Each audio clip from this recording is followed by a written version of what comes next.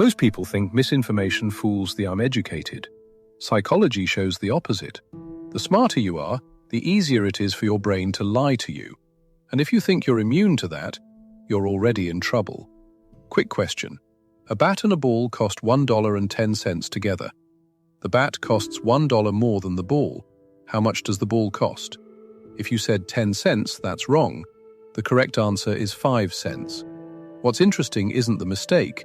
It's that highly intelligent people are often more likely to make it, especially when the answer clashes with what they expect.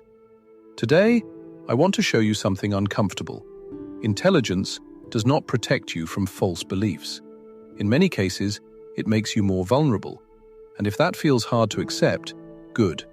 That discomfort matters. Let's start with a study that changed how psychologists think about intelligence. In 2013, Yale law professor Dan Kahan ran an experiment. He gave people a test that measures analytical thinking ability. Then he showed them real data about controversial topics. The expectation was simple. Smarter people would interpret the data more objectively. They would be less biased, closer to the truth. That's not what happened. The people with the highest cognitive ability were the most polarized. Instead of converging on the same conclusions, they moved further apart. Why? Because intelligence doesn't make you better at finding truth. It makes you better at defending what you already believe. Your brain is not a scientist, it's a lawyer. And if you're intelligent, you're just a better lawyer. You can build more sophisticated arguments, spot weaknesses faster, rationalize contradictions more elegantly. This process has a name. It's called motivated reasoning, and it explains why smart people can believe things that are clearly false with absolute confidence. So how does this actually work? There are 3 psychological mechanisms behind it, and every human has them, including you, including me. The first is confirmation bias on steroids. Confirmation bias is our tendency to seek information that supports what we already believe. But today, we don't do this alone. Algorithms do it with us.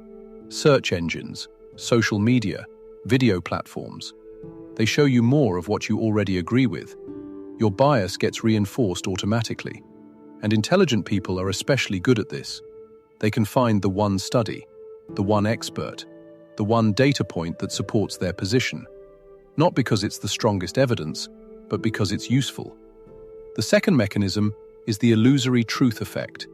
Here's the disturbing part. The more often you hear something, the more true it feels, even when you know it's false. Researchers tested this by repeating obviously incorrect statements. At first, people rejected them. But after repeated exposure, confidence dropped. The biggest shift happens the second time you hear a false claim. After that, each repetition adds just a little more believability. But it never stops working. And intelligence offers zero protection. Smart people fall for repetition just as easily as anyone else. That's why propaganda works, why advertising works, why confident repetition feels like truth. The third mechanism is the most powerful, tribal epistemology. We don't form beliefs based on evidence. We form them based on belonging. Your social group predicts your beliefs better than your education level, political identity, cultural identity, professional identity. Before major global crises, skepticism on many issues was mixed. Afterward, beliefs hardened along group lines. The facts didn't change. The social signals did. Beliefs are not just ideas, they are social badges. Disagreeing with your group doesn't just feel wrong, it feels dangerous. And intelligent people are especially skilled at this. They can generate complex moral, scientific, and logical reasons to justify what their group already believes. Let me make this concrete. A molecular biologist can explain cellular processes in detail and still believe a debunked medical claim. An experienced lawyer can dismantle weak arguments and still believe an elaborate conspiracy. Their intelligence isn't guiding them toward truth, it's helping them defend identity. You see this constantly in health debates, diet wars, fitness ideologies, productivity systems. Highly educated people on opposite sides, each citing studies, each confident, each convinced the other is irrational. We live in an information ecosystem where you can find support for almost any belief. There is always an expert somewhere who agrees with you. Intelligence helps you navigate this system, but not necessarily toward reality. So why does this matter?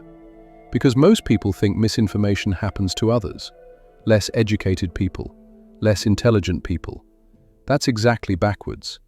Misinformation preys on smart people because they can rationalize it. When intelligent people believe false things, they believe them persuasively, confidently, influentially, and that makes the consequences larger. Beliefs shape actions. Actions shape outcomes. This affects politics, public health, relationships, money, careers.